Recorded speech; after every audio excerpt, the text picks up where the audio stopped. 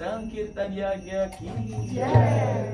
All glories to all the assembled devotees. Hare Krishna.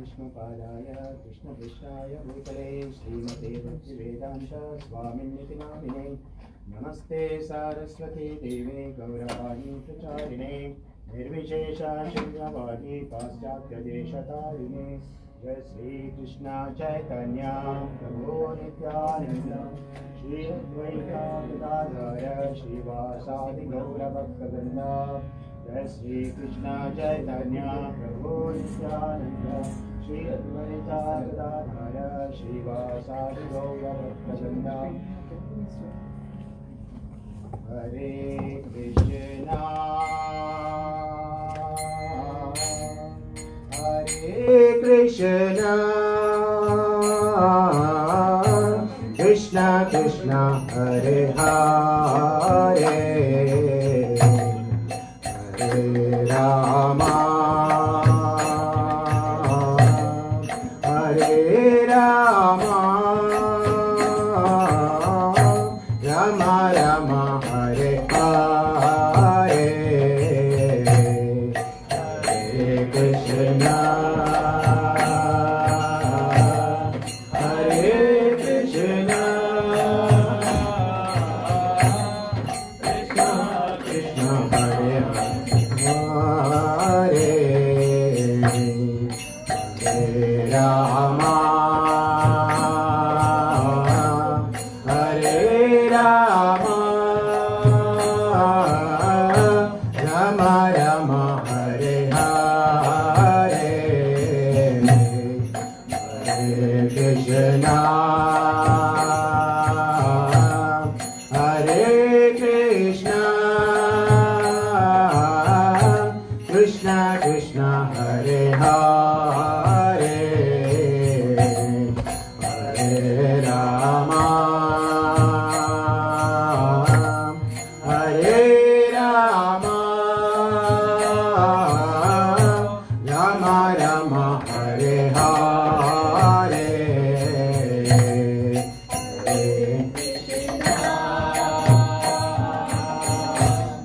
Hare Krishna Krishna Krishna Hare Hare Hare Rama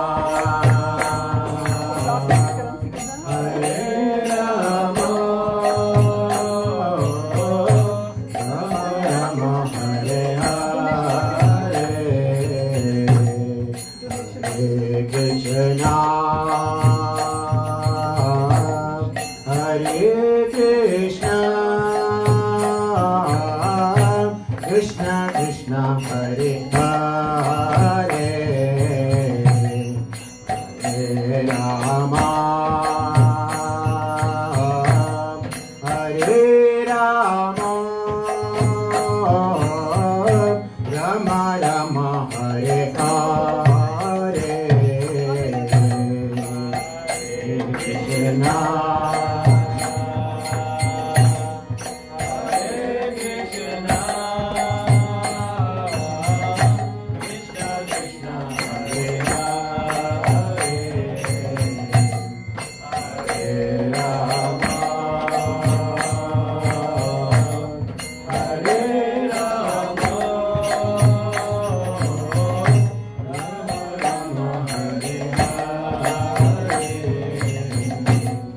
Hare Krishna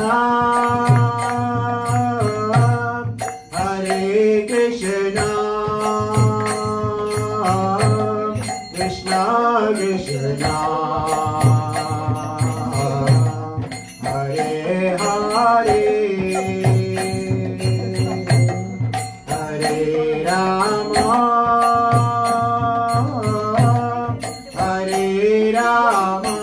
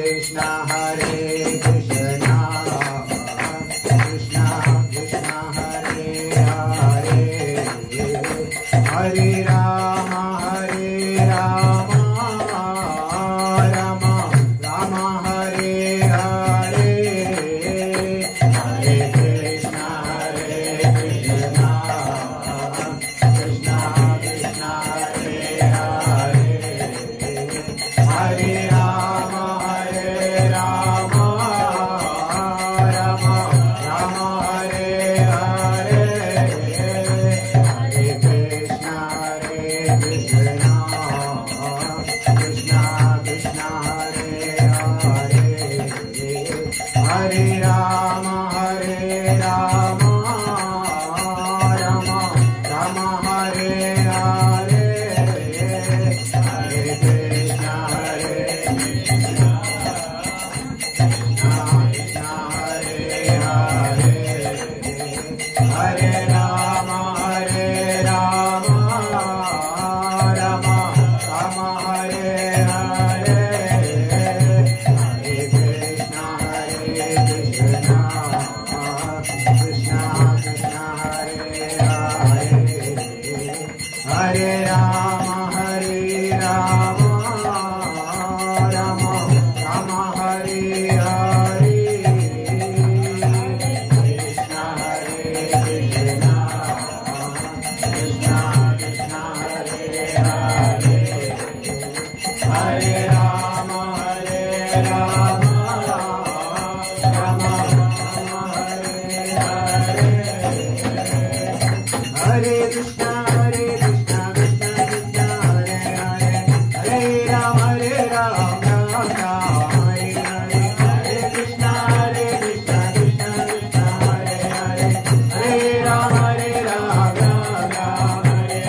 Hare Krishna, Hare Krishna, Krishna Krishna, Hare Hare, Hare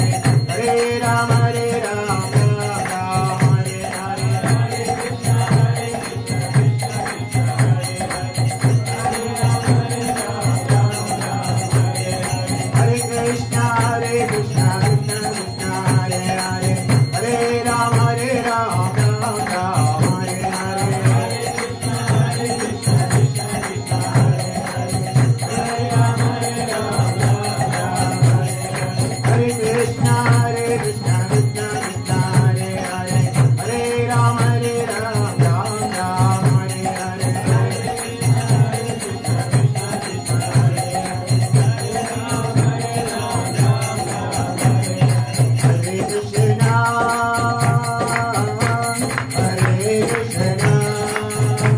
Hare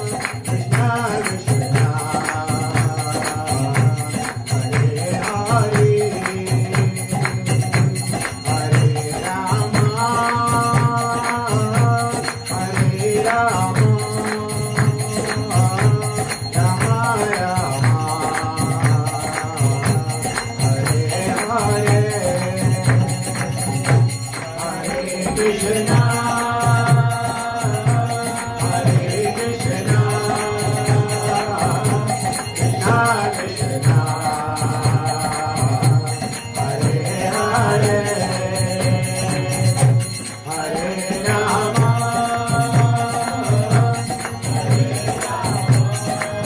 Rama Rama, Hare Hare, Hare Krishna,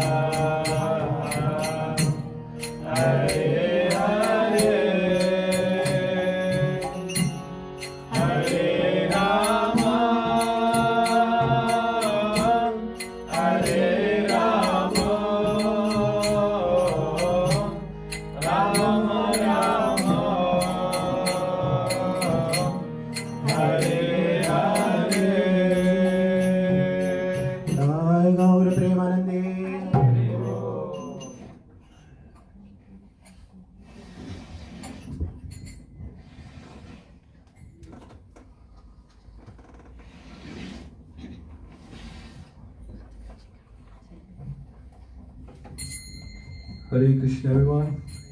Hare Krishna. Welcome to Sunday program. Also, you realize the value of Hari Kirtan and Hari Katha. They both go side by side, just like Radha and Krishna. They can't be separated. Hari Kirtan and Hari Katha can also not be separated. They're both complementary to each other. And so thank you all for coming, and we have a very important guest joining us today. Last week we had Bhanu Maharaj from Chennai, we have Haridas Thakur from Mumbai. Yeah. So we'd like to welcome him.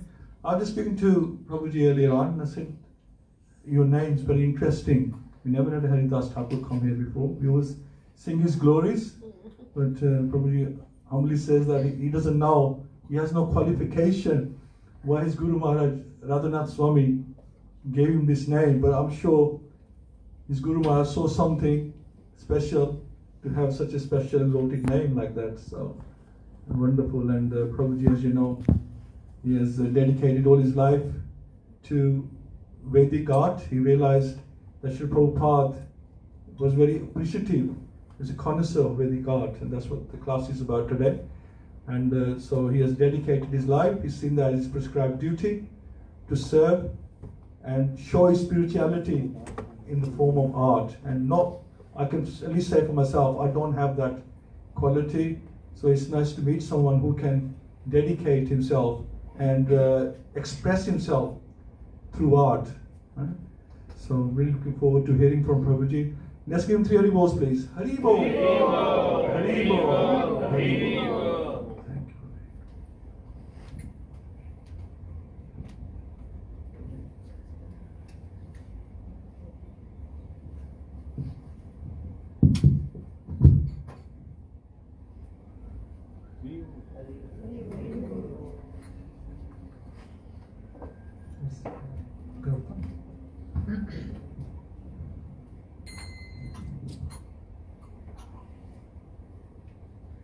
Hare Krishna.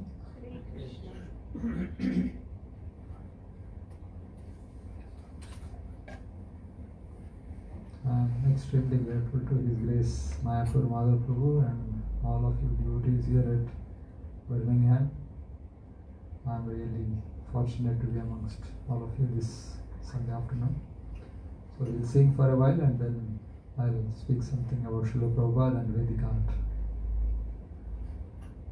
Jaya Radha Madhava Kunja Bihari Jaya Radha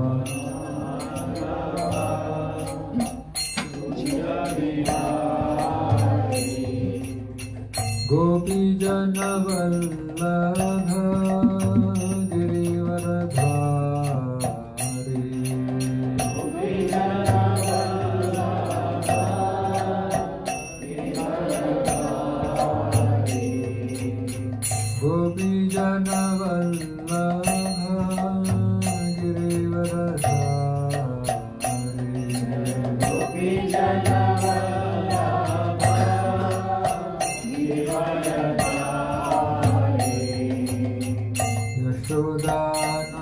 Nandana Braja Janaranjana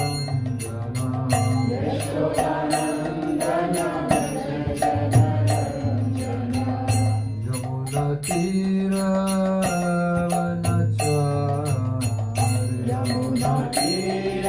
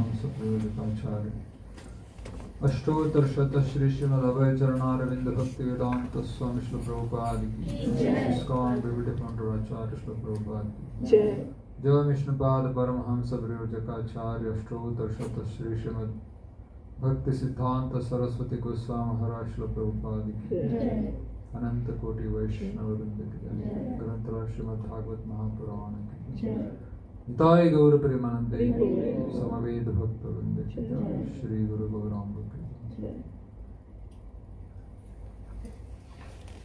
Om Namo Bhagavate Vasudevaya Om Namo Bhagavate Vasudevaya Om Namo Bhagavate Vasudevaya. Om Namo Bhagavate Vasudevaya Om Namo Bhagavate Vasudevaya. Om Ajnanati Mirandhasya Jnananjana Shalakaya Chakshurunmilitam Yena Tasmai Shri Guruve Namaha Namo Vishnupadaya Krishna Pristhaya Bhutale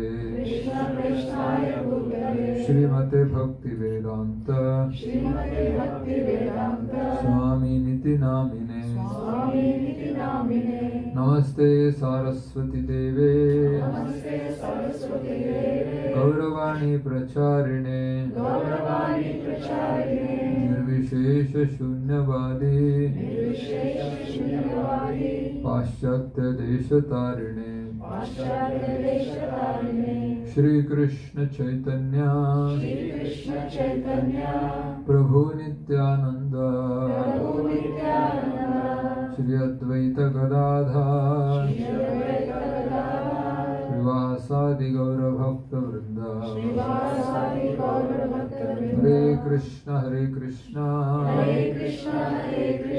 Krishna Krishna Hare Hare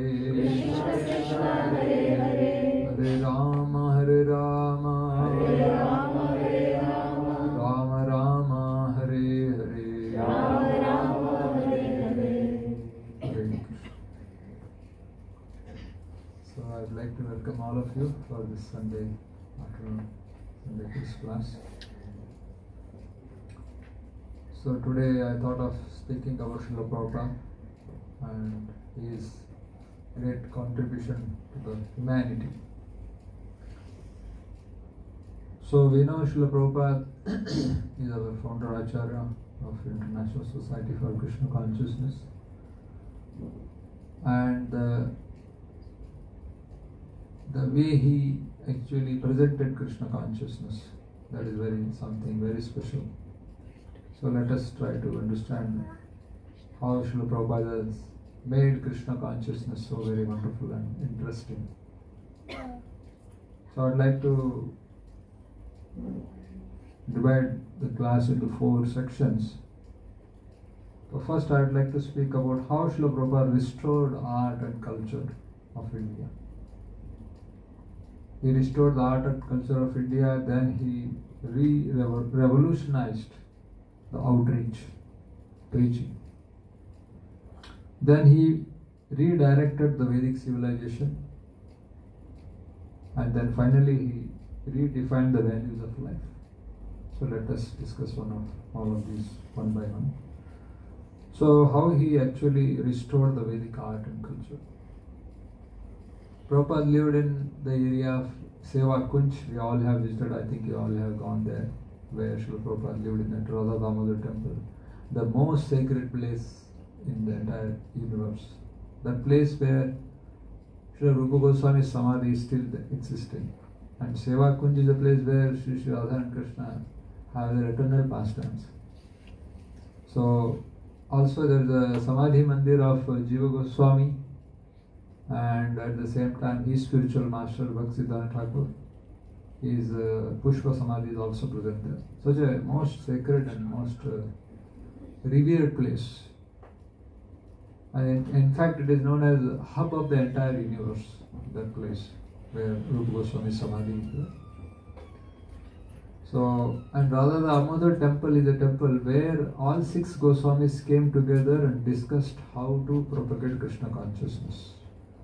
So thus this place is very special. This is a place where Srila Prabhupada lived. And Srila Prabhupada had to come here because of his spiritual master's order. That the order was to propagate Krishna consciousness, especially in the Western world. So he took the order of his spiritual master and started his journey in 1965. So while coming, he brought first 3 volumes of his first canto, his own printed volumes, and then he also brought Krishna within his heart.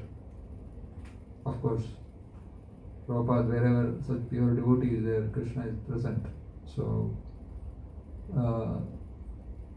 such is the personality of Srila Prabhupada who brought Krishna.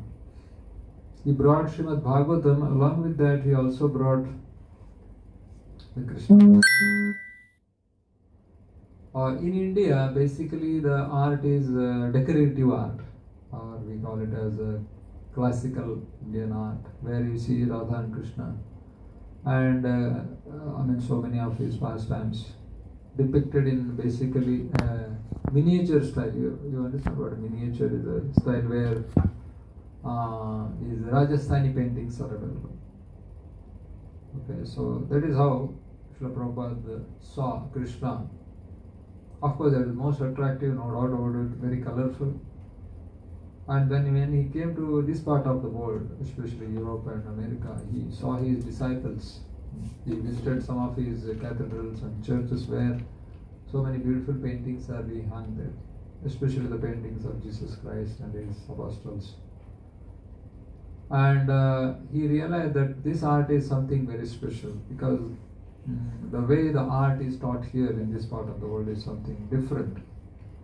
That they actually, in those days, world masters, how they studied their art, they actually used to cut open the dead bodies of the people, and then they would study the anatomy of the person and the muscles and how they are structured within the body of the person. And this is a very elaborate study. Of course, in those days, this is how they studied. And thus they came up with so many beautiful paintings, which you all have seen in different churches in this part of the world. Prabhupada understood that they have got something more to simply an art, in the sense the way we depict in India. So what Srila Prabhupada did, he synthesized both Krishna consciousness paintings from India with the Western way of approaching the art. And thus we see that so many beautiful paintings came in the form of all these paintings in Srimad Bhagavad-Gita, Bhagavatam and Chaitanya Charitamrita. So Prabhupada called them as windows to the spiritual world.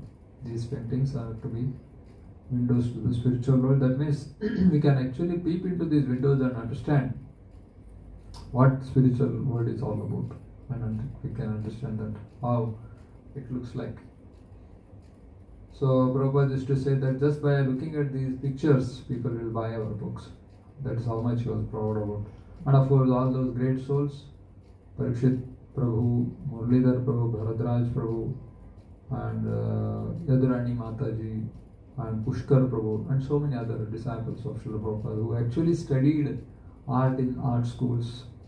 And then when they came to Krishna consciousness, Prabhupada found that they have this great talent in them, and thus he encouraged them to paint these paintings. So thus we have seen all these paintings, and many of these paintings are also decorated in many parts of the world, especially the temples ISKCON. Even in our Radha Gokulananda temple, you can see those original paintings painted by Dhriti Devi Mataji and Pushkar Prabhu and Gyananjana Prabhu and all these devotees who are directly Srila Prabhupada disciples. And then Srila Prabhupada personally cooked for Sunday feast programs. And when we read those olden days of ISKCON, Srila Prabhupada used to hold Sunday feast programs. He called them Sunday love feast programs, where he would invite people and then he would personally cook 13 course, items he would make personally, and he would personally offer and then personally serve out whatever he has cooked out to all the people, the guests who came. And this is how Prabhupada actually taught us what the Vedic way of eating is and how to receive the guests.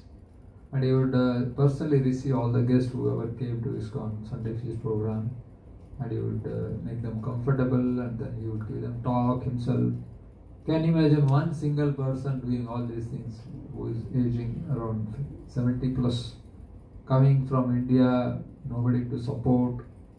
He comes here and he starts ISKCON, and then he starts cooking so many items unheard and unseen by the people of this part of the world, and then he would personally offer it to Sri Radha and Krishna and serve out.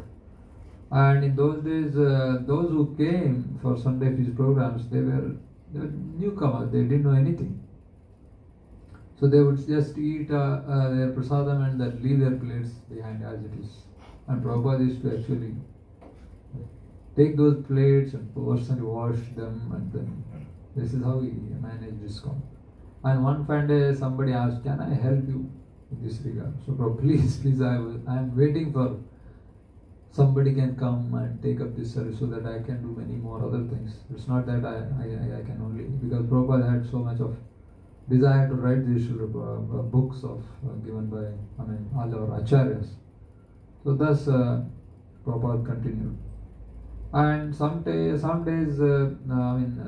were discussing with Prabhuji that how these are senior devotees of Srila Prabhupada, disciples, Brahmananda Prabhu, Gargamuni Prabhu, Achyutananda Prabhu, in those days Achyutananda Swami, and so many other devotees, Satsarup Maharaj. They were actually employees working outside, and then they would bring their salaries and give to Srila Prabhupada. Sometimes it was very difficult, in those days ISKCON. We know now ISKCON means very flourishing, very rich, very affluent society. But in those days it was not like that. So somebody would just bring one apple for one program. So Prabhupada would understand how many, 12 people have gone, 13, and he would actually divide one apple into 13 pieces, and he would give one piece to each. This is how Srila Prabhupada, whatever he had at his disposal, he used it in the service of the Lord and in service of the humanity.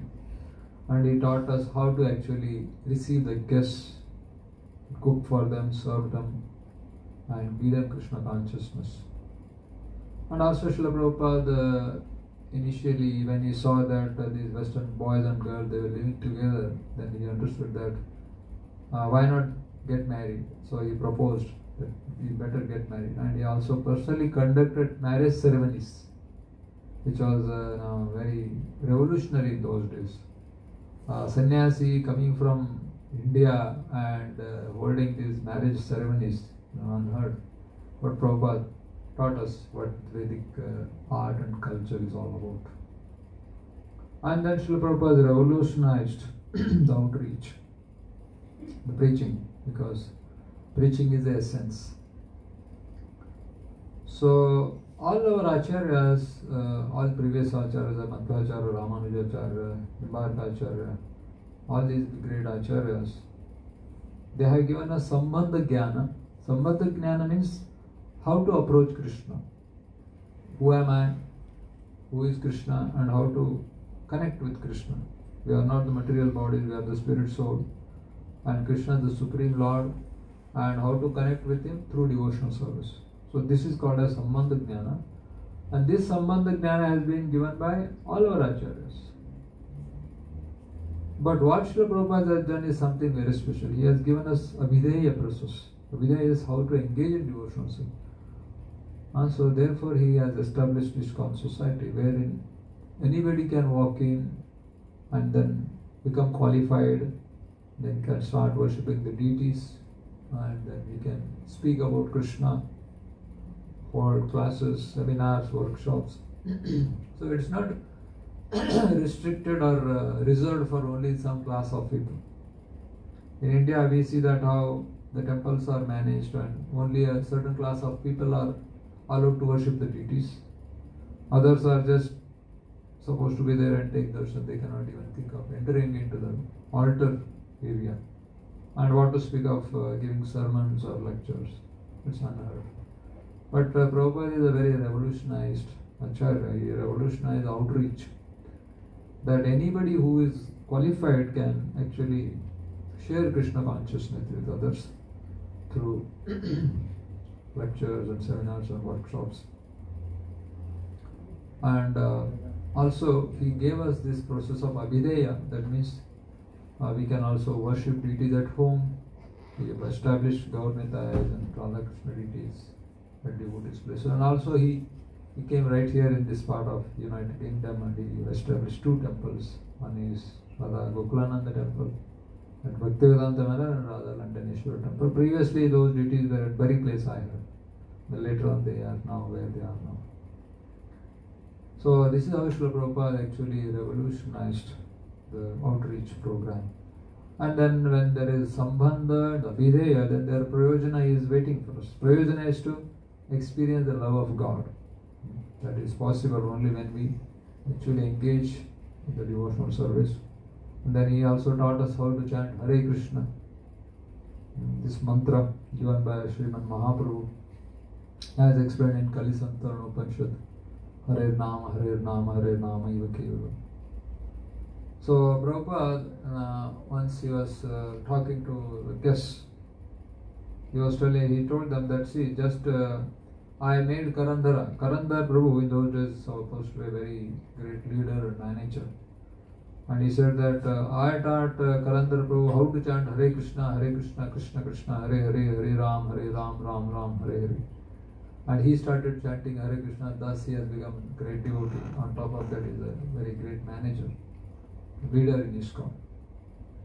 And then Prabhupada said that, see, you have heard about Tripurari Swami Maharaj. Tripurari Maharaj is known as incarnation of book distribution. He was famous for book distribution of Srila Prabhupada books. So he said that I taught Tripurari how to chant Hare Krishna, Krishna Krishna, Hare Hare, Hare Ram, Ram Ram, Hare. And thus he is distributing books like anything nowadays. Because this Hare Krishna mantra has that potency that you can render all kinds of services to Krishna and humanity. And then he said that I taught how to chant Hare Krishna to Kirtanananda Swami Maharaj in those days. And thus he is now become Kitchenananda. Kitchenananda means he was very fond of cooking. Another name of Kirtanananda Swami was Kitchenananda. Prabhupada taught him how to cook also by teaching him how to chant Hare Krishna better. And then he said, I taught how to chant Hare Krishna to Yadurani Mataji. Yadurani Devi is the first lady disciple of Srila Prabhupada. And by learning how to chant Hare Krishna, now she paints Krishna's paintings very beautifully.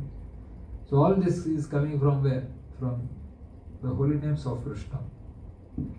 Thus Srila Prabhupada actually made this Hare Krishna word famous all over the world.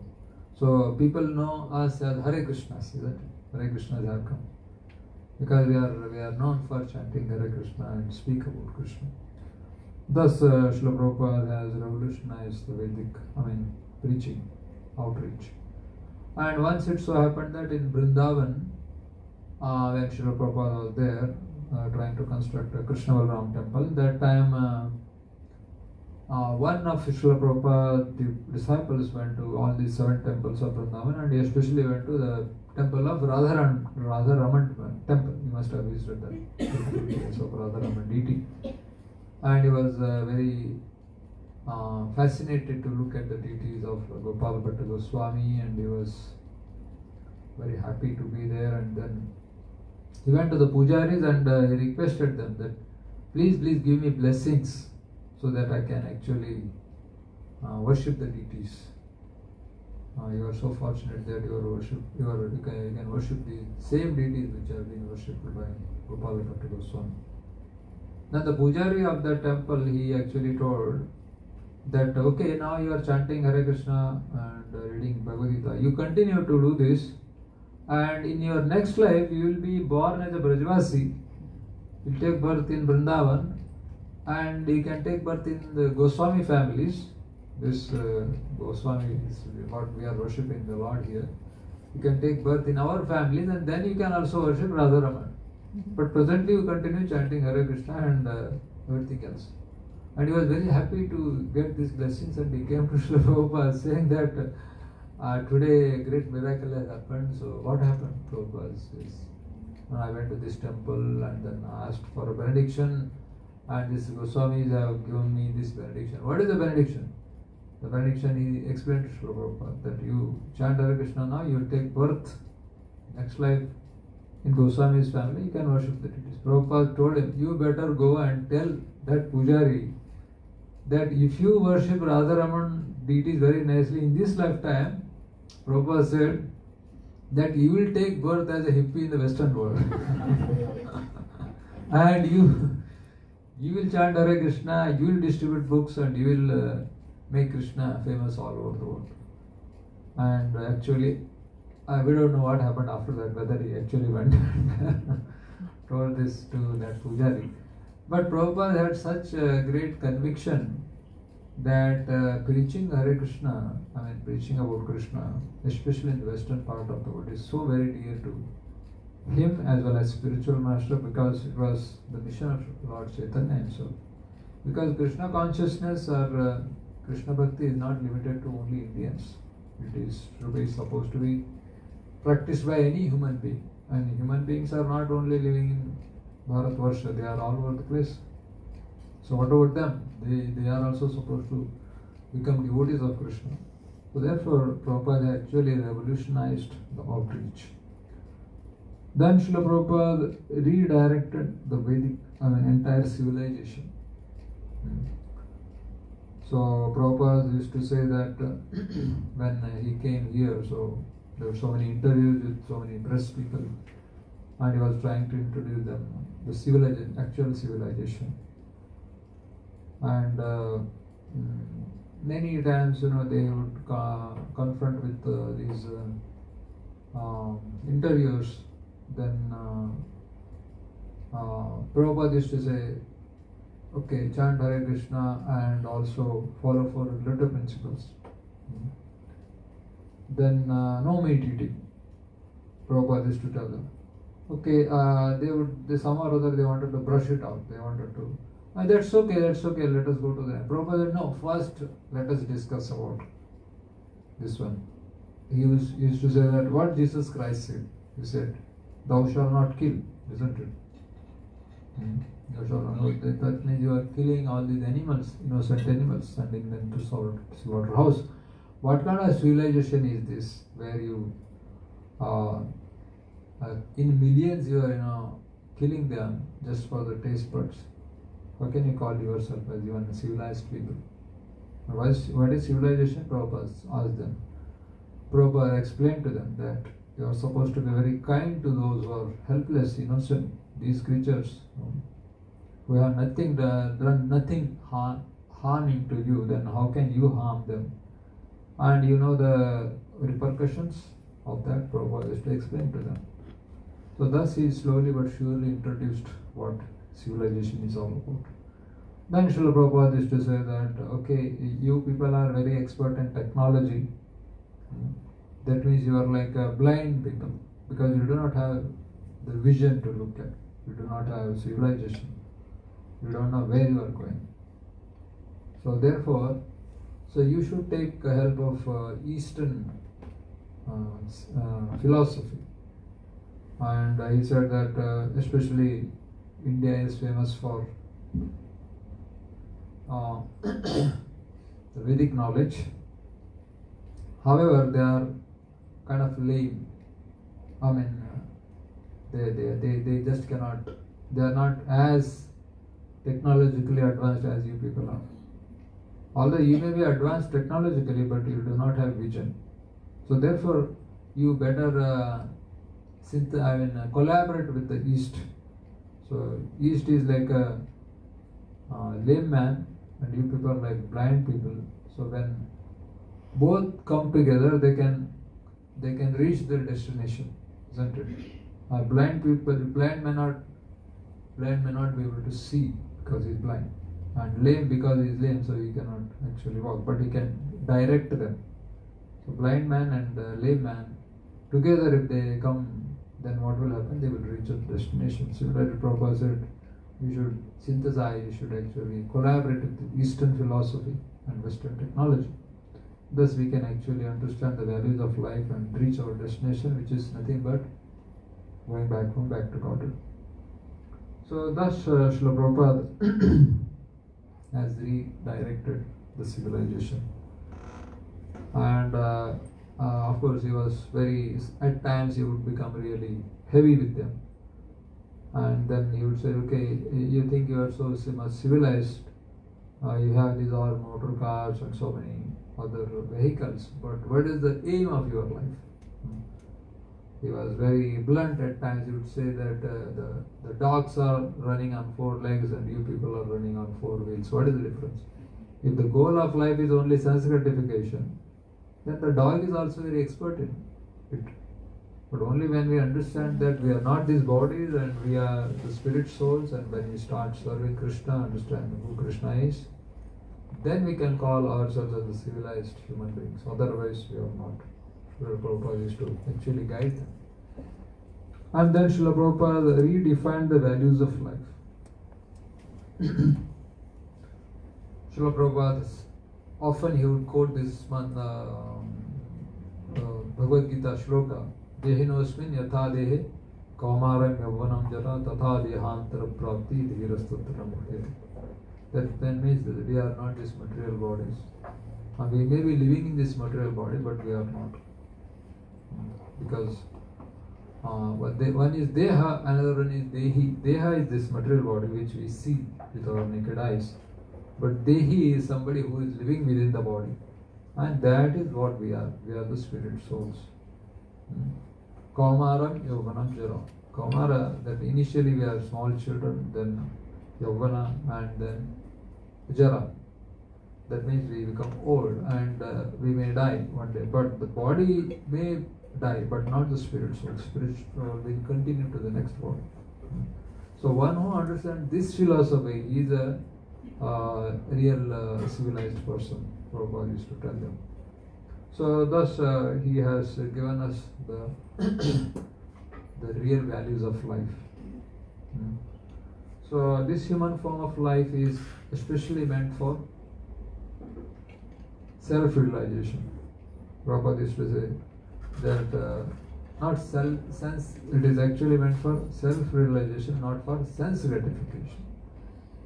Because sense gratification can be done only in the youth. When somebody is young, only then he can engage in sense gratification. However, devotional service can be rendered from beginning till end of life. Kaumaram Acharit Prajna. We hear that how Prahlad Maharaj, he was only 5-year-old boy.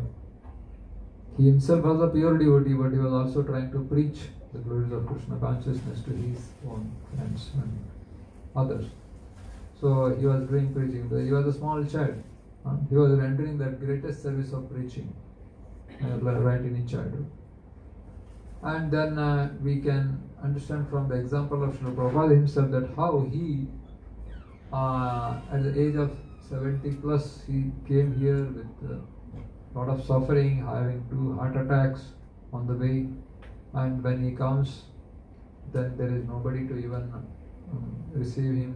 He lives in the home of Gopal Agarwal, you know that story from Leelamrita.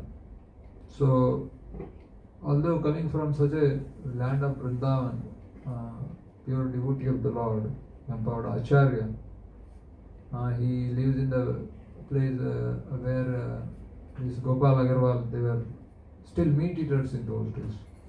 Prabhupada used to store his vegetables in the same refrigerator where they used to store their meats. Can you imagine? That, when we hear it, we can't even understand how Prabhupada could have done all those things. Prabhupada could have said, no, how can I do here? I cannot live here. He had to adjust to such circumstances, and he was kind enough to withstand all of those things, and then still he preached the consciousness of Krishna consciousness with such very trying circumstances, isn't it? So, and then he went on to circumambulate the entire globe for 14 times at the age of 70 plus. Who can do that? And we know that wherever he would go to any country, he would set the clock accordingly and he would just continue. Now when we travel from one part, from other part of the world, so we have this jet lag. So jet lag was even applicable to Srila Prabhupada also, is it not? And he was an aged person, but he never cared for such bodily demands. We cannot actually copy Srila Prabhupada, we have to take care of our health. But Prabhupada was on a totally different platform, on a spiritual platform. And he had a very less period of time. Within 11 years, you can, whatever we have is just accomplished within 11 years. And we came to Krishna consciousness so many years back, and so many 11 years, 22 years, 33 years, but still we are trying to manage our 16 rounds. So difficult for us. But Prabhupada taught Hare Krishna, how to chant Hare Krishna to others, and he established all these centers, temples all over the world. He established farmhouses, gurukuls, and he initiated around 10,000 people we heard here and gave them Krishna consciousness. And so many, he started the GBC so that they can continue the legacy of managing ISKCON, worldwide society. So thus Srila Prabhupada, till the fag end of his life, he was rendering service to his spiritual master by writing these books, isn't it?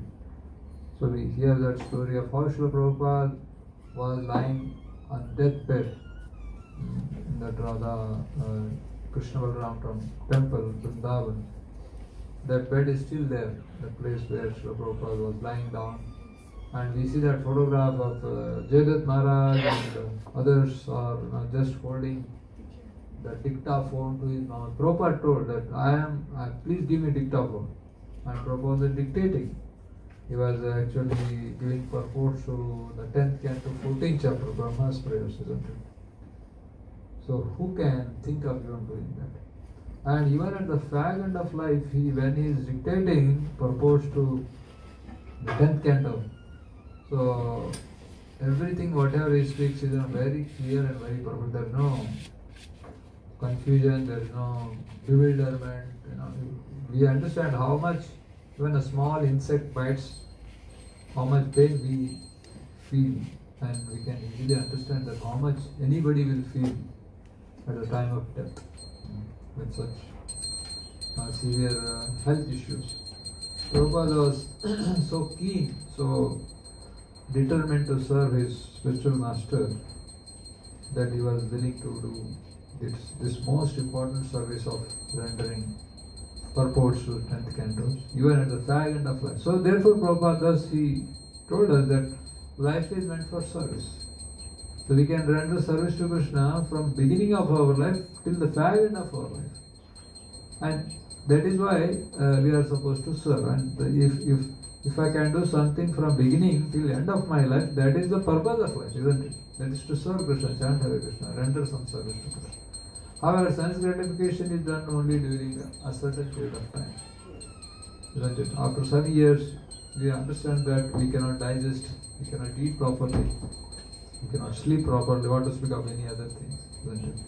And we also see from the example of Krishnadas Kaviraj Goswami, who actually wrote Chaitanya Charitamrita. When he wrote Chaitanya Charitamrita, what was his age? Can anyone of you tell? Huh? No, more than that. More than that. He was 96 years old, 90 plus. And he actually writes in Chaitanya Charitamrita, I don't know myself how I am writing this book. It's only by Lord Chaitanya's mercy I am able to do something like this. So he said that my hand is shaking. 90 plus years, what will happen? What else will happen? And my hand was shaking. and you can imagine the old age, 96 years old. But he has written the classic. The Gaudiya Vaishnava classic is what? Chaitanya Charitamrita. So that means that again it is once again proved that devotional service can be rendered even at the age of 96 years. But who can think of enjoying any sense gratification at that time? If life was meant for sense gratification, then he would have done it from beginning till end of life. That we don't see. But service to Krishna can be rendered from beginning till end of his life.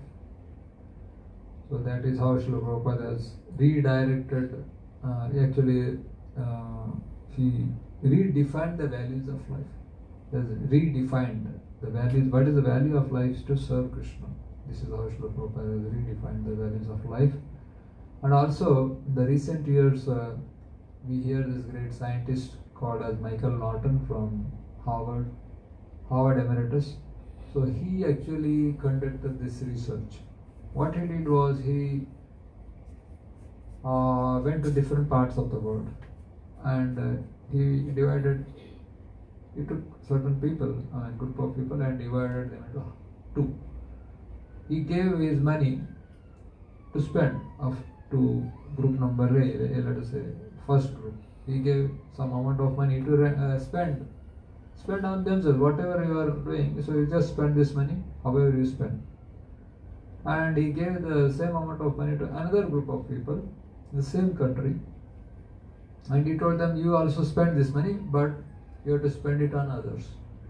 You can give charity, you can buy food, you can buy clothes, you can do anything but for others.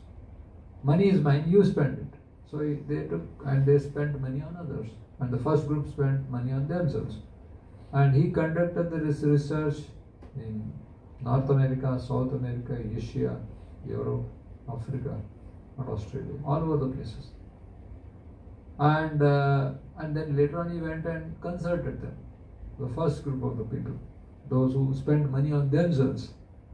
What was the experience? He had to ask them. What was the experience? It was but natural, normal, nothing special about it, because we anyway spent money. We had some extra rupees, dollars, we spent it. Nothing special. And then he went to another set of people. So what is your experience? Oh, this is really great experience we had, because we found something satisfactory. We found a meaning to our spending, because now we are doing something good for others. So when it comes to give, so it is actually because the soul is transcendental to all his material conditioning. So actual pleasure, actual happiness comes through giving, and then they actually reveal their hearts. That actually when we spend money on others, we bought food, we bought clothing, we bought so many other articles for others. Actually, we felt more happiness. And then when he went to other parts of the world, wherever he went, he did this research, and he asked the people, every part of wherever he went, he had the same experience. First group of people, second group of people, first group of people, second group of people. The same answers he got. So thus he concluded, Michael Norton, that life is meant for giving. Okay, one thing is to give regular, all these items which are very essential for anybody's life. So that also gives so much of happiness and pleasure to someone who actually gives these things. What if you can share Krishna consciousness with others, which is the need of the soul? Okay, but only when we give something for the upkeeping of this body, that itself gives so much of pleasure and happiness. Okay, what to speak of if we can do something for the soul? And that's what Srila Prabhupada has done. Of course, he has given us everything else, how to actually, for the maintenance of this body, he gave us Krishna Prasadam, he gave us culture, he has given us, for our mind and intelligence, he has given us books, and for our soul, he has given us Hare Krishna mantra. Okay, so he has given the deities, he has given us the temples, and whatnot. He has given us ISKCON itself. Prabhupada said, ISKCON is my body. I am ISKCON. So when we are in ISKCON, we are actually rendering any service. Actually, we are in one way we are serving Krishna Prabhupada, because Prabhupada said ISKCON is my body. At the same time, we are serving Krishna because ISKCON is Krishna. So thus Srila Prabhupada has given us the real definition of life, that is to render transcendental service to Krishna. So thus Srila Prabhupada has done so much for us. So I thought of doing some service to Srila Prabhupada in my own way. So it was year 2021. So that was the year of Srila Prabhupada's 125th anniversary of his appearance. So he appeared in 1896, isn't it? So 2021, it was 125th year of his appearance. So there were kind of some celebrations, some programs happening in India. And I also thought of having an art exhibition exclusively of Srila Prabhupada's paintings. Because of course Krishna paintings I have done many, but I thought of making Srila Prabhupada's paintings and glorify Srila Prabhupada, because it is through Srila Prabhupada that we have understood who Krishna is and what Krishna consciousness is all about. So therefore I thought of actually glorifying Srila Prabhupada, who has glorified Krishna all over the world by painting these paintings. And then by fortunately with the help of all devotees in Mumbai, we held an exhibition in Jahangir Art Gallery. You must have heard about it. It's one of the very famous galleries in entire India. So there we held our first exhibition, and all ISKCON leaders from all 4 temples in Mumbai, they all came and they attended the exhibition. And it was very well received by artists, art lovers, art students and devotees in general. All of them, they came. Actually I painted 50 plus paintings of Srila Prabhupada, 50 paintings. But here I could only bring only few. So just I also have written this book. This is called as Illustrations and Illuminations. So this book contains all the 50 paintings of Srila Prabhupada, and also I have written reflections on each painting. So this is a book available for sale, and also I have brought some canvas prints. These original paintings, which are only 6 in number, but there are more in Bhakti-Vedanta manner, because I couldn't bring all of them in one small vehicle. So all these paintings are for sale, so please think about having one of them at least at your place. They are very available for a very affordable price. And you may think that, okay, then what about the how we are going to utilize these funds? So we have kind of decided that we want to actually set up a museum, permanent museum for Srila Prabhupada, that is birthplace, Calcutta. So we have, ISKCON has now procured that land of Srila Prabhupada's birthplace. That same tree where Srila Prabhupada took birth under, that the tree of jackfruit tree, the same place where Srila Prabhupada took birth. So that place is under now ISKCON management, and right in front of that place the ISKCON leaders are thinking to buy that place and make a wonderful museum for Srila Prabhupada. And also, so these, whatever we derive any funds from these tours, art tours, will be completely given to this noble cause of having a nice memorial for Srila Prabhupada in that place of Calcutta.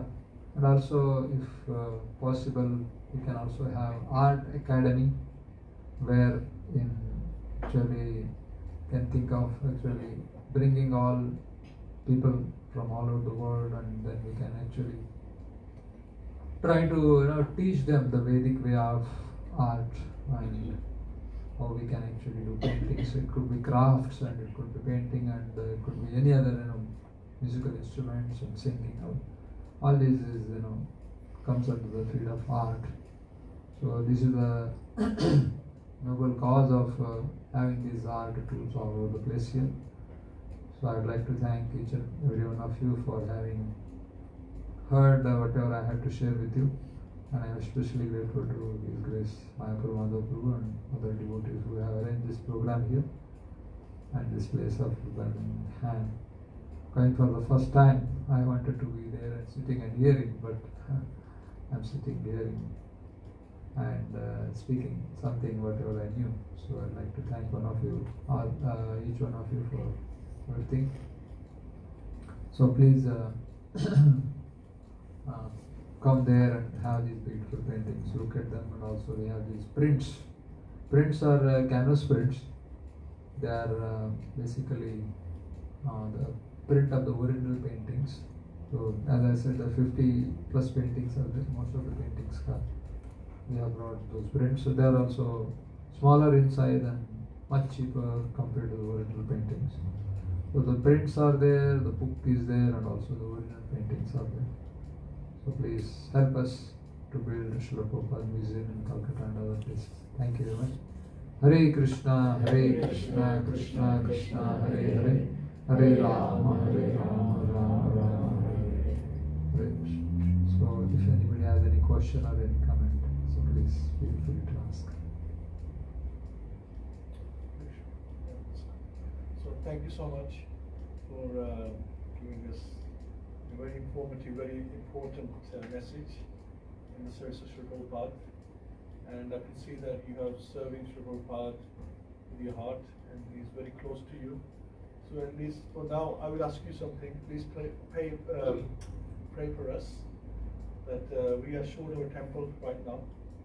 And Srila Prabhupada's dream to have a temple in Birmingham. We had one, but we outgrew it. We need a bigger temple. So right now we don't have a building.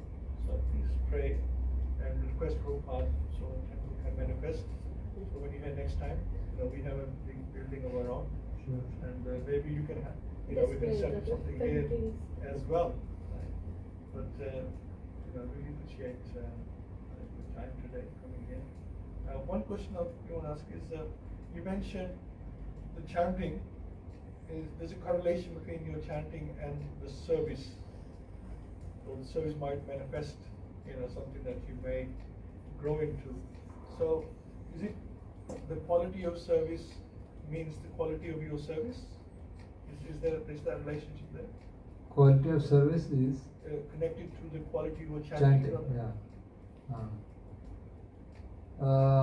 I can recall one incident in my life. I was in Surat, Surat, you have all heard, Gujarat, one nice place. Prabhupada in Surat, and there was a nice reception for him. We read that in Nilambur. So I had some service to go to Radha Damodar temple. There is Radha Damodar deities. So I had gone long back around 15 years ago. So I was there, and then in the morning we had to go to some place to render some service in the morning. So we took bus, city bus, and we were moving with some devotees. And it was around 7:38 in the morning, and then looking at the city and chanting around. And then I happened to see a big group of people standing in one corner, one square. And almost like 2,000-3,000 people early morning at 7 o'clock. I was wondering what happened. Something, is there any special thing here? Why there are so many people? Otherwise the entire city is vacant. In vacant is not so many people are gathered. So why only in this place there are 3,000 people? Then one devotee who was with me, he said, Prabhuji, this is the place where all these daily wagers, daily in India, what happens is that daily wagers, because there could be electricians, plumbers, or any of these people, they all come together and they stand in one place, and people from other areas, those who are rich people, they come and they hire them. Okay, you please come with me, you please come with farmers, it could be any, just any work you need at home or just cleaning purpose also. People are ready to come and help. And they come there and they stand there, and every day they are taken to different places, and then they render service, and by the end of the day they get their wages. Therefore they are known as daily wagers. So this is what I heard. Okay, then I was that is the end of it, and then we went to that our wherever we wanted to go, and we were coming back. And I was thinking that these people are every day morning they are going and standing in one place, and somebody is coming to them and taking them for their own purpose and giving them service. I was trying to correlate with that, our chanting is. But similarly, every single morning we have to go and beg for the service in front of the deity, isn't it? When we chant Hare Krishna, what do we say? Hey, all attractive Krishna, hey, all merciful Srimati Radharani, please engage me In your service. in your devotional service, isn't it? We are actually daily wagers in that sense. We cannot say that okay, now I have chanted Hare Krishna and service will come. No, every morning we go and beg for the service. And this is how we are supposed to start our day with. We go and, because life is meant for service, as we discussed, meant for service. And that service has to be actually begged. It's not that, okay, Krishna anyway has given us service, but still as a matter of fact, as a matter of duty, we go to Krishna and beg for that service. And when we beg for that service, and then that service comes, then we have to, why to beg for that service? Because service is there anyway, not that we don't have service. We have service. But then I remind myself that I am supposed to go to Krishna, beg for that service, and this is a service which I begged for, not that somebody has forced upon me. No, it is a service which I personally went to Krishna, and Krishna has benedicted me with this devotional service, which is the goal of my life. So better let me render this service with my whole heart and soul, isn't it? So therefore certainly the service and our chanting are very much related.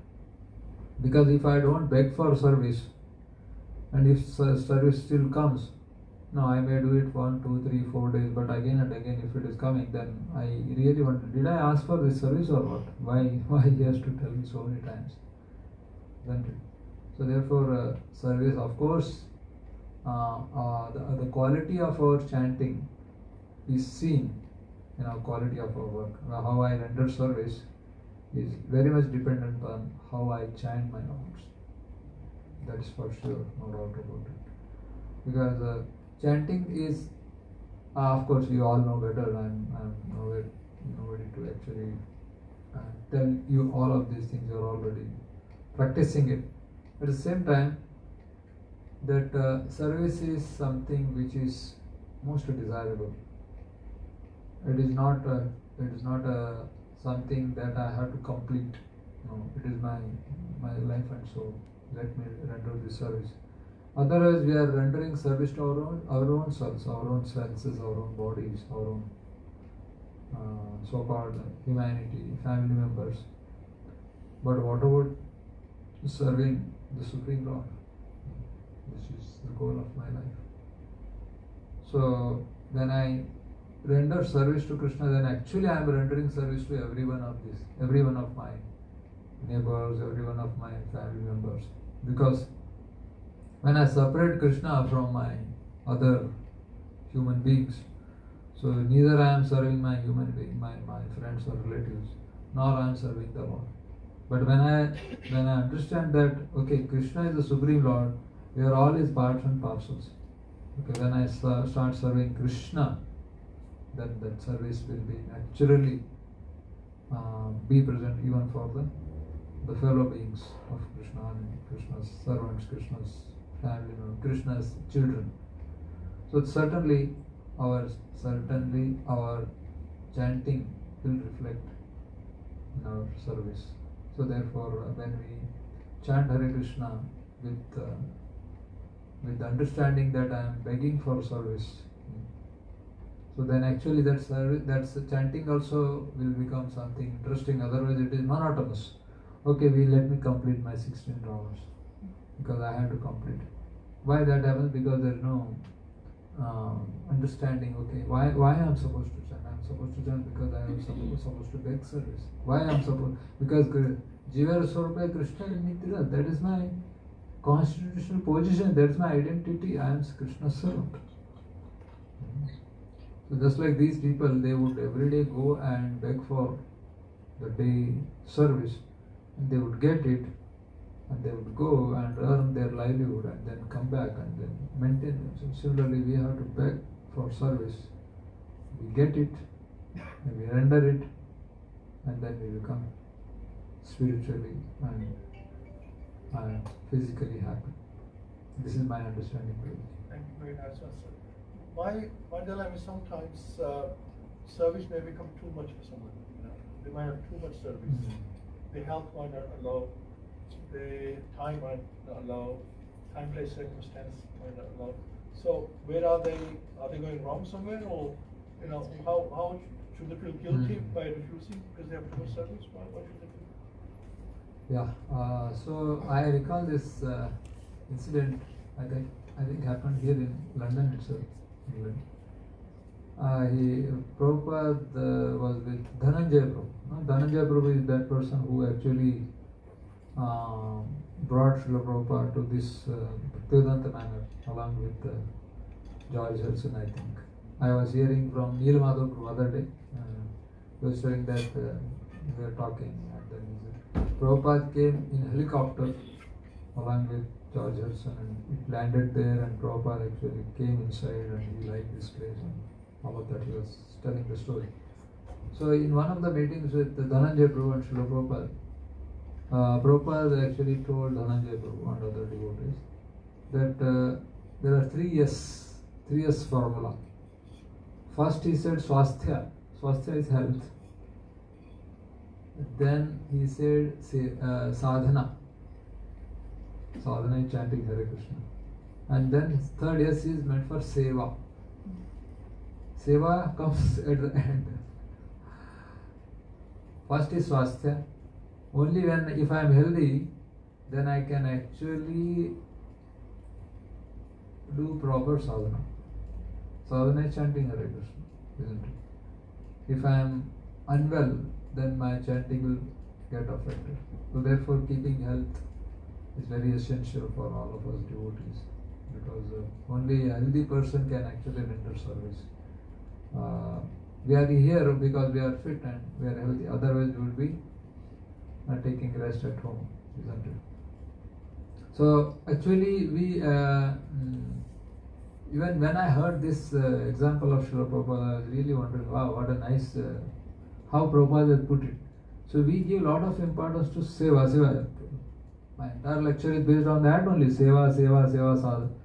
But that seva, before that seva comes, I have to have proper and healthy body to render that seva. Okay. And then if I have healthy body, if I am keeping my health in a good condition, then I can actually go and beg in front of Krishna, give me some service. Because I know that I have healthy body, now I am eligible to, I have confidence, okay, I can render this service. Okay, if I am not confident myself, then I will not go and beg for service, isn't it? So even to chant Hare Krishna, we have to have proper frame of mind, proper healthy body, and then basically sadhana is actually controlling the mind, chanting Hare Krishna with concentration. So it needs a good sound, health, and mental health. Of course, which physically I have to be fit to sit and chant Hare Krishna. But mostly we are dealing with mind. The mind is wandering all over the places. We have to bring the mind in one place and bring at the lotus feet of the Lord and beg for the service. That is about chanting Hare Krishna. Okay, then chanting is done now. So there are so many services. Okay, let us cook. Let us arrange for the program. Let us paint. Let us book distribution. Or let us go for fundraising. Isn't it? And we have to render these all varieties of services. We have to have proper healthy frame of mind and healthy frame of body. So therefore, Prabhupada has very nicely put it First swasthya, then sadhana, then seva. Seva comes at the end, although it is the goal of life. So if at all we want to render service for longer period of time or throughout our life, we have to actually plan it, plan properly. So then only when we are planning, so for any proper execution of any plan and any of our, let us say, plans, okay, we have to first strategize. Okay, so just like we want to build a place, build a temple. So first we locate the place where we want to build a temple. First we take all the permissions and we understand the approachability. Is it in a far, one remote corner, or is it nearer to the main road? Or something? We all understand all these points, and then we go for land and we consult others and we take our devotees and take their opinion, and finally we say yes to a particular place. Okay. So, and then later on other things come up. Then the builder will come and he will also give us plan, and then we have our funds, and then so many things, So we strategize, so we plan, then we execute our plan. So plan your work, work your plan. We used to hear in our engineering classes. So therefore, in order to have a successful Krishna conscious life, I would repeat, in order to have a successful and Krishna conscious life throughout our existence, Krishna conscious life is basically service, life of service. So we have to actually take these principles given by Srila Prabhupada, and then we can actually perfect our lives by giving priority to each and every one of them. Prabhupada was, although he can anybody imagine having 2 heart attacks and still going on to establish the mission of Srila Prabhupada, his spiritual master? We just cannot do that, because we are on a very neophyte platform. But Prabhupada was a great Mahabhagavat. In fact, Chaitanya Charitamrita, it is said that more a Senapati Bhakta. Prabhupada is known as a commander-in-chief of Lord Chaitanya's army. He is not an ordinary soul. He looked like any other person, but we understand the quality of his life, quality of his work. So what he has done for the humanity, we understand. So that means he is something very special, very pure, very great. And although he was such a great acharya, leader, but he also taught through his own example. He would always get up early in the morning, and then he would go for morning walks, and he would take oil massages almost on daily basis. Then he would have his breakfast and lunch and dinner with something very light. He actually practiced what he preached. He didn't preach something else and then he practiced something other. No. What he preached, that's what he practiced. He didn't say anything special. He chanted Hare Krishna just like sometimes walking, and sometimes sitting and chanting Hare Krishna. Just like any regular devotees, So he would have sat in one Padmasana for 2 hours, totally eyes shut and then completely in Samadhi. So then we would be wondering, I don't know whether I'll be able to sit like him, chant 2 hours continuously, and all my 16 rounds in one go. And so Prabhupada could have done it, but then he has given us those, he has practiced in such a way that we can also do. Okay, Prabhupada, they would also walk and chant. Prabhupada said, if you are feeling sleepy, then walk and chant. He has given those instructions which are very, very easily practicable because he personally practiced it like that. So he took all kinds of prasada. His prasada was not some vegan diet or some particular, I want to avoid this, I want to avoid that, this and that. वो अगर प्रभुपाद करते तो हम भी ऐसा ही सुधारे. प्रभुपाद ने किया, चलो हमको भी ऐसा ही एकदम स्ट्रिक्ट बनना पड़ेगा. Prabhupada has made Krishna conscious very easily practicable. ऐसा उसमें उन्होंने he has not done it very only certain class of people only can do it. Otherwise we would be thinking अरे मुझसे तो नहीं होगा, how will I ever do it? No. Prabhupada has made it very simple. Prabhupada therefore it is said that he said that Krishna consciousness is very simple, for the simple. So all we need to be on the platform of simplicity so that we can actually practice the simple Krishna consciousness. Sorry, I was going to ask you just one more. Yeah. Please clarify. Others are also welcome. Yeah. After Prabhuji. Please prepare your questions. We have time. Now you said it's like a morning shift that you're lining up for work. So what if a person is not well? What do they still have to chant? Then what do they pray for? Or what are they chanting? They're asking for service, but they can't render service. Then what? I think we can ask for good health. So that's your mantra now transferred to saying, hey. Yeah, Krishna, I mean, I'm not very sure, but question is like that. So I would say that, my dear Lord, please give me good health so that I can render service in very near future. Because without health, I cannot render service. So certainly, my Krishna looks at my heart. You think that okay, this person wants to render service. So certainly, we cannot render service in some other ethereal bodies. We have to have a human fit body. Only then. Actually, therefore, it is very essential to keep our health fit. In fact, I have painted one painting which I couldn't bring here. Prabhupada is actually coming from morning walk. That picture is there in the book.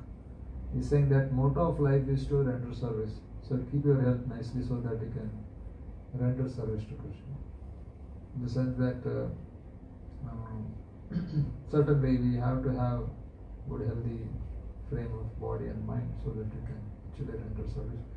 So therefore it is very essential for us anyway, and actually coming new generation, new children, so we can actually help them to regulate their lifestyle and so that they can actually remain healthy all their life so that they can render service. Otherwise what happens if our health is not very good, then our sadhana will be compromised, and if our sadhana is compromised, then we can hardly render any service. So that means our goal of human form of life is not achieved. So that, and ultimately Krishna will understand that he will not only depend on these externals only, he will also understand the frame of my heart, frame of my mind also. But we cannot just say, oh Krishna, you understand my heart, I want to render service, so please excuse me. We cannot do that, we cannot say like that. Because any genuine person will not simply give reasons and then say like that. He will not just say words, but he actually wants to.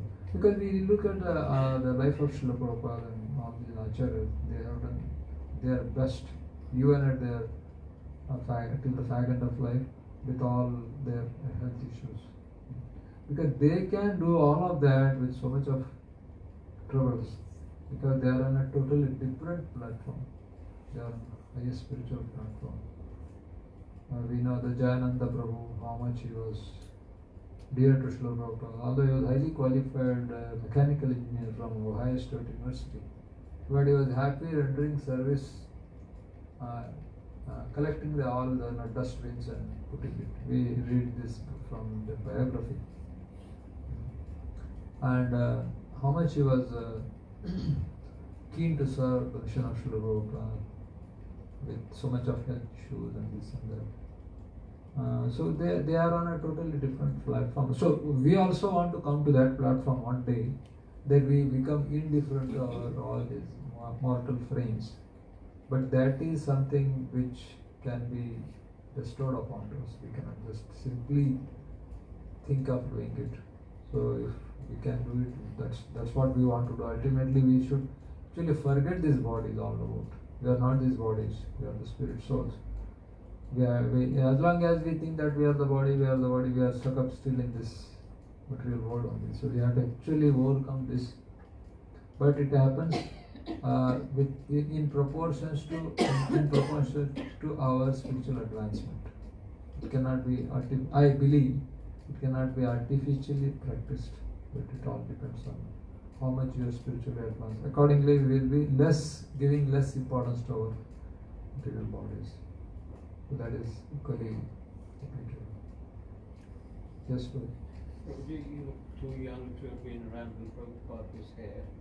So Come again? I said you look too young I do. to have been around when Prabhupada was here on so where do you get the inspiration for your paintings? Yeah, certainly I have not seen Prabhupada physically. I have not seen him. But I know Prabhupada, I mean, as if I have seen him. I understand what I understand. That we have so many, we believe in all these theories. Newton's third law of motion is coming from this part of world, isn't it? England. He gave this third laws of motion, first law of motion, second law of motion, third law of motion. So we still believe in it. It's not that I have seen him, only if I have seen him, then only I believe. All these great scientists, they have done so much. All these Michael Faraday, and all these, they are all, most of them, they are from England, isn't it? And Alexander Graham Bell and so many others. Benjamin Franklin, isn't it? So they have given all these modern equipments, and we believe in them. We are utilizing what they have given us, although we have not met them. We believe in them. And what they have given is something substantial, but still it is material. Nothing spiritual about it. But still we believe in their existence. We believe in their all these innovative ideas and facilities.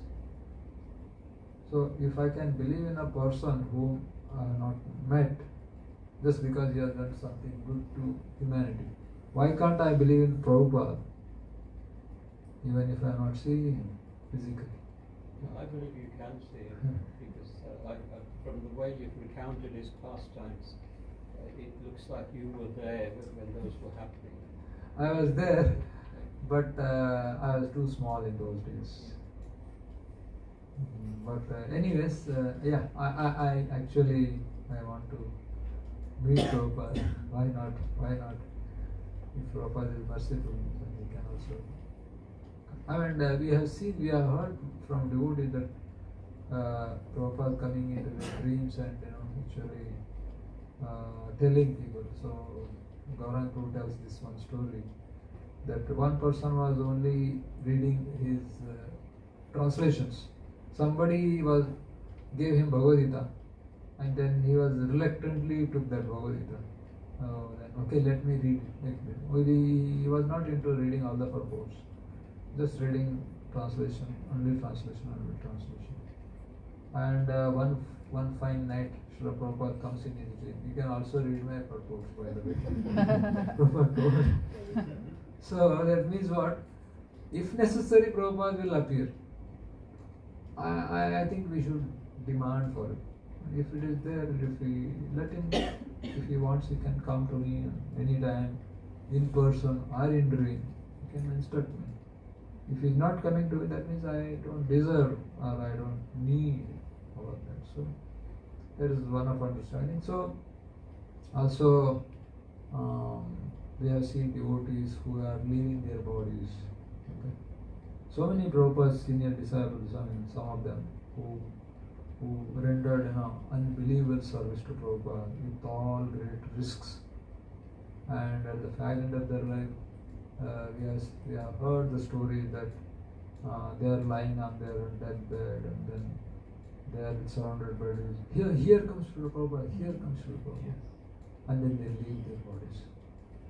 A person who is on the deathbed cannot lie. That he cannot just say that just to make up, just to show that I'm so advanced that Prabhupada is coming to me. He can't do that at least. So we have seen such examples wherein Prabhupada has come in front of them and he has lifted them up and he has taken them to be about wherever he is staying, the spiritual world. So, of course, my inspiration is that, as I said, that he has done so much for us. He's done so much for us. Devotees, some of them, they said that, oh, you are only painting Prabhupada, why not Krishna's? I said, of course, I have painted so many Krishna paintings, but I want to dedicate my first art exhibition, first art show, which I never thought of coming here, but I was trying to do in India first. And then my idea was, let us make Prabhupada famous. Because he is the one who has given Krishna to us. He is the one who has given Krishna consciousness, ISKCON to us. Then people are hardly aware of his position. They call us Hare Krishnas. If you see the other organizations, the organization is known by the founder of that person, founder of that organization, Ramakrishna Mission, okay, Chinmayananda Mission, or so many other organizations, okay.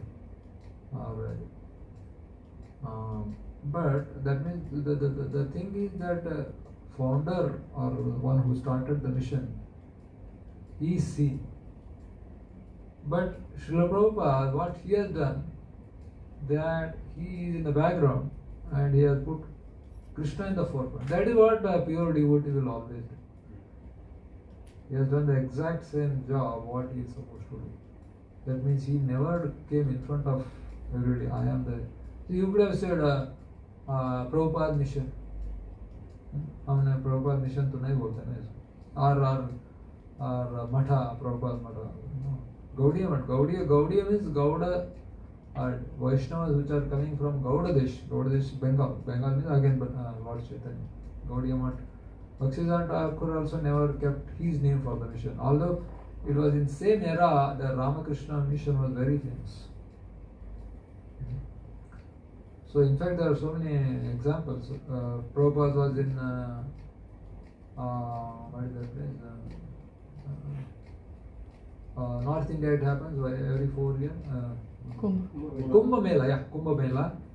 Kumbh Mela, Prabhupada was with his disciples and one of the years, and his disciples saw so many acharyas, these big swamis,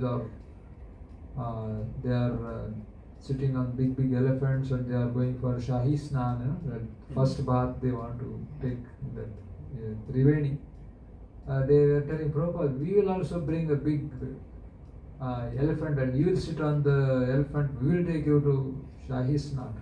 Prabhupada said, yeah, please bring the elephant, but I won't sit on the elephant. Let us make Radha Krishna sit on the elephant and then we'll also go for bathing. We'll first give them bathing and then we'll also take bathing. See, look at Prabhupada. Prabhupada never took that, so-called credibility which people are striving for, that I want to come in the front.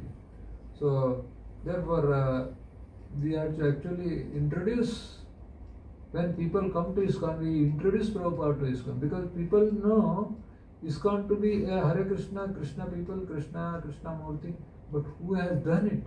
Here is Srila Prabhupada. He is the founder of Acharya. Isn't it? It happens, always happens. Whenever we bring people, we take them to Prabhupada first. He is the one who has started ISKCON movement. Oh, is it really? He is the one who has written all these books.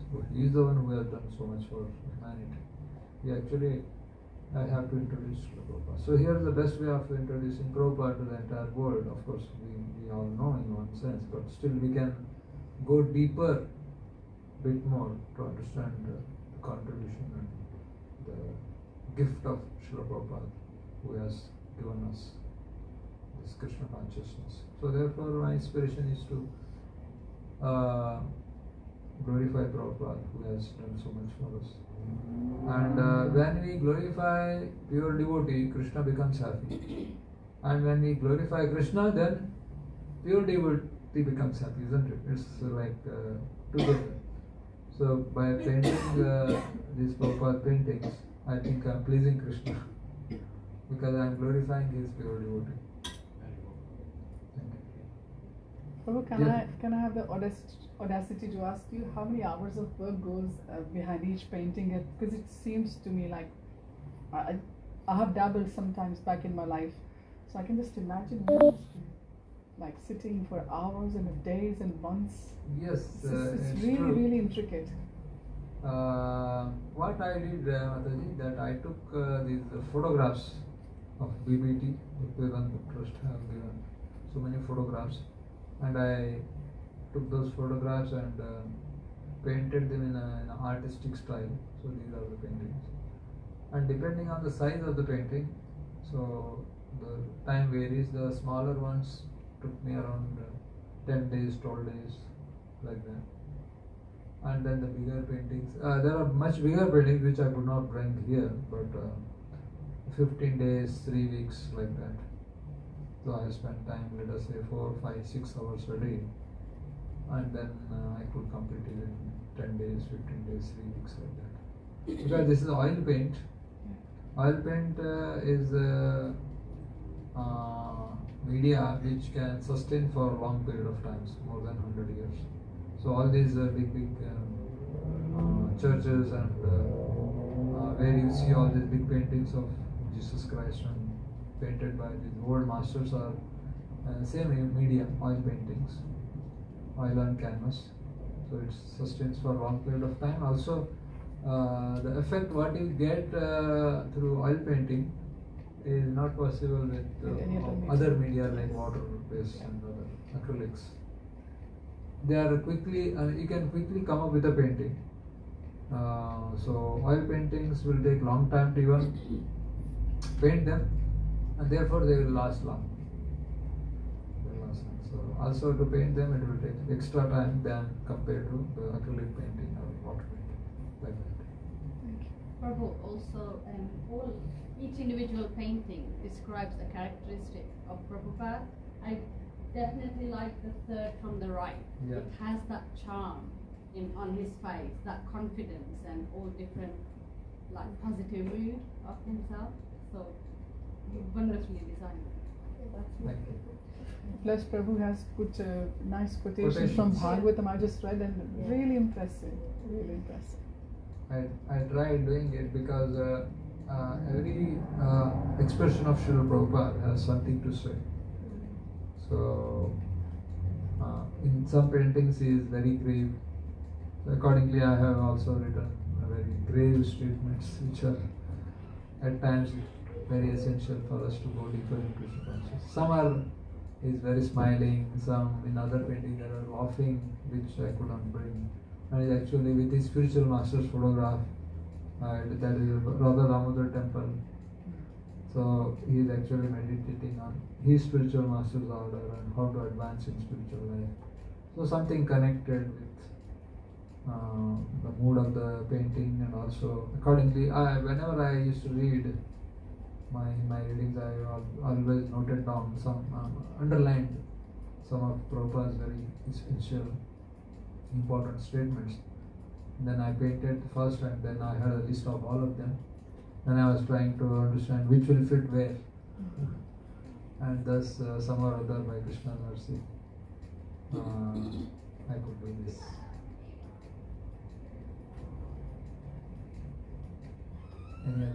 Any comments, please, if you have anything to say. Have any other questions? Do we have time or? Now it is 1:30. Yeah. Okay, my question to you is simple, Prabhuji. How did you came into Krishna consciousness, and what made you to stay in Krishna consciousness? Who was your inspiration? Your Shiksha Guru?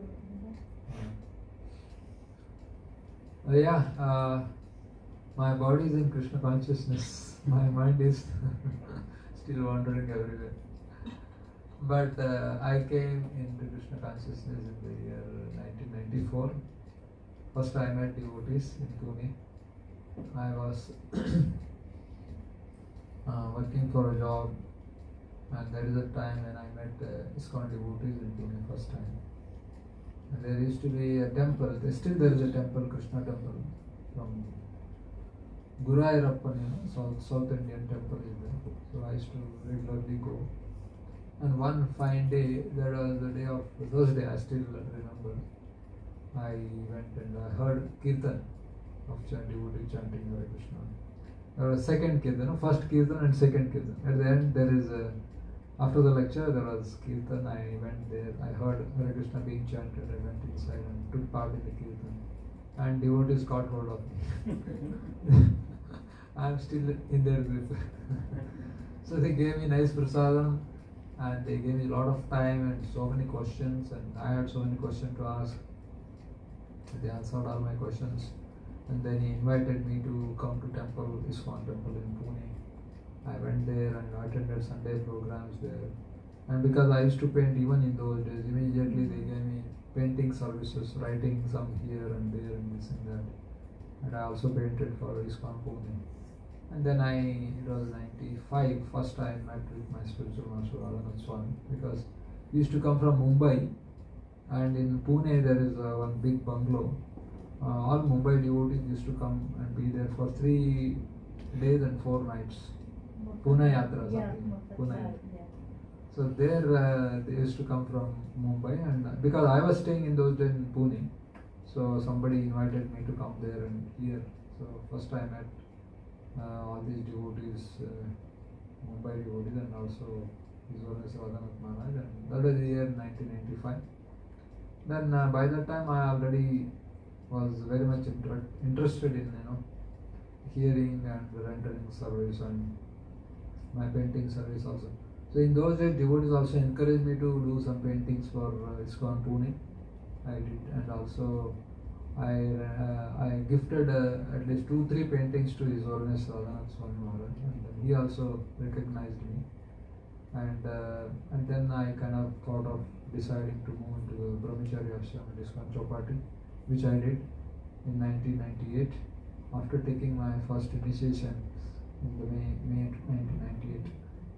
So there is a time when of course I tried taking permission from my parents. They were not very happy, but somehow or other they had no other choice. I just came and then started living there. Since then I am rendering little service at the temple with the help of devotees and mercy of my spiritual master. And then later on my parents came to Chowpatty and they were also trying to call me back.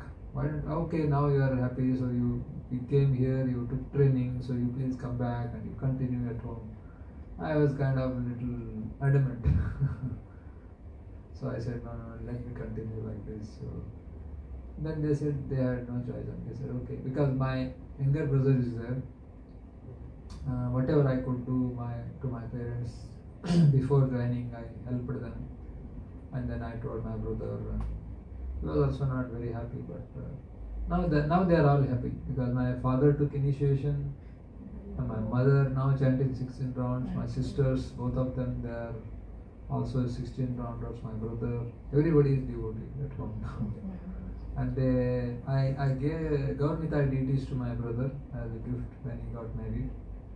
That was in 2004, I believe. So since then they are chanting Hare Krishna and worshipping service to Gaurmita at home. Thank you. So I need all of your prayers and blessings so that I can continue to serve Srila Prabhupada and mission of Srila Prabhupada all throughout my life. Thank you very much. Hare Krishna. Hare Krishna, Hare Krishna, Krishna Krishna, Hare Hare, Hare Rama, Rama Rama, Hare. Srila Prabhupada ki jai, Srimad Bhagavad Mahapurana ki jai, Shri Krishna Balram ki jai, Gaurmita ki jai.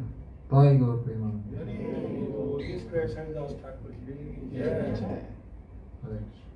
Thank you, Prabhu.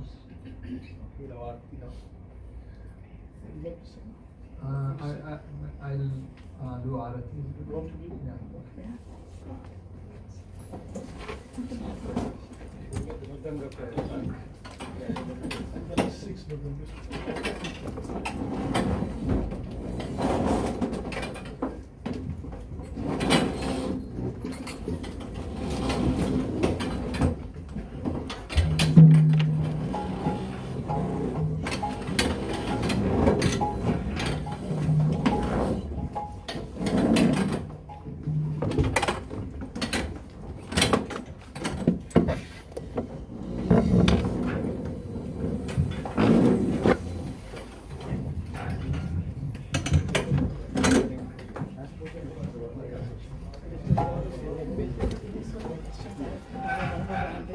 सिर्फ सोना नहीं है.